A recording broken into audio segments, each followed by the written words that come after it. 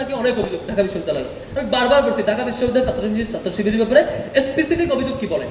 10টা কেস, 5টা কেস, 3টা কেস, এই 10টা কেসের কারণে শিবির ঢাকা বিশ্ববিদ্যালয়ে রাজনীতি করতে পারবে না। অভিযোগ দেন। আপনি বড় বড় বক্তৃতা দিবেন, আপনি রাজনৈতিক এজেন্ডাকে হাজির রেখে আপনাকে লিডার বানাবেন, সেজন্য আপনার সেবাদাস করার জন্য কেউ আসে নাই। আরেকটা মেজর প্রবলেম, সেটা হচ্ছে রাজনৈতিক দল একটু বড় হওয়ার পরে চিন্তা করি সুপিরিয়র প্ল্যাটফর্মকে কেমন সেবা করা যায়। শুধু একটা বিশেষ প্ল্যাটফর্মকে সুপিরিয়র বানানো এবং তাকে ফলো করা, তিনি যা বলবেন তাই হবে, আপনার কর্মীদের মূল্যায়ন থাকবে না। এখান থেকে মানে প্রত্যেকটা ছাত্র সংগঠনকে ইন্টারনাল রিফর্ম করা উচিত।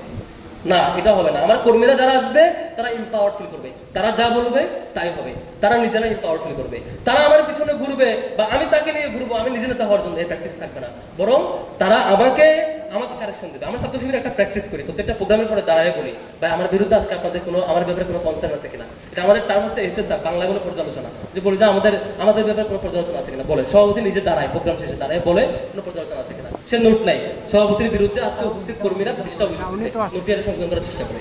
নিজেরা রিফর্ম করি, এটা কাজে লাগবে, নিজেরা রিফর্ম করি। তারপরে হচ্ছে আরেকটা ব্যাপার, যে আমাদের কম্পিটিশনটা হওয়া উচিত আদর্শিক।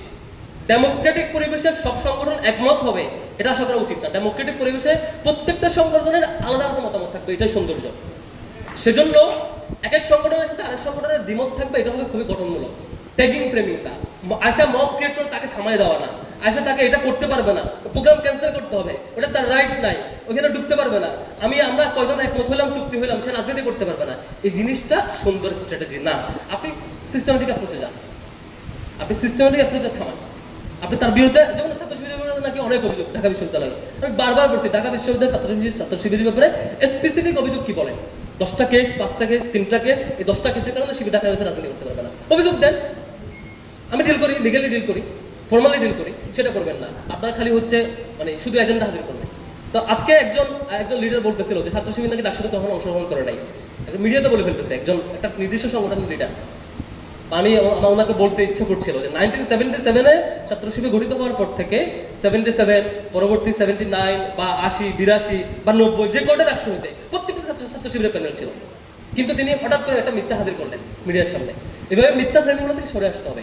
তথ্য নির্ভর সঠিক তথ্য বলে কম্পিটিশন আসেন, তাইলে মানে সঠিক কাজটা হবে। এরপরে আসি ফাইনাল যেটা, সেটা হচ্ছে শিক্ষার্থীদের জন্য একটা ভয়হীন পরিবেশ তৈরি করা, নিরাপদ পরিবেশ তৈরি করা।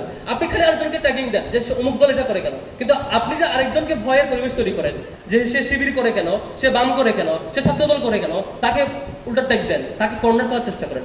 এই নীতি করলে আপনার রাজনীতি হয়তো 5 দিন টিকবে, 5 ঘন্টা আপনি জয়ী হবেন, 10 ঘন্টা জয়ী হবেন, 1 বছর পরে গিয়ে শিক্ষার্থীরা আপনাকে লাল কার্ড দেখাবে, আপনার পক্ষে আসবে না। এবং এটাই হয়েছে অনেক সংগঠনের ক্ষেত্রে, রিক্রুটমেন্ট অফ, শিক্ষার্থীরা আসে না, সারা দেশে কোনো কাজ নাই, নির্দিষ্ট জায়গায় 10-15 জন খালি হচ্ছে আমরা কাজ করতে থাকি। এখান থেকে সবাই রিফর্ম করে একটু ভাবি নিজেদের।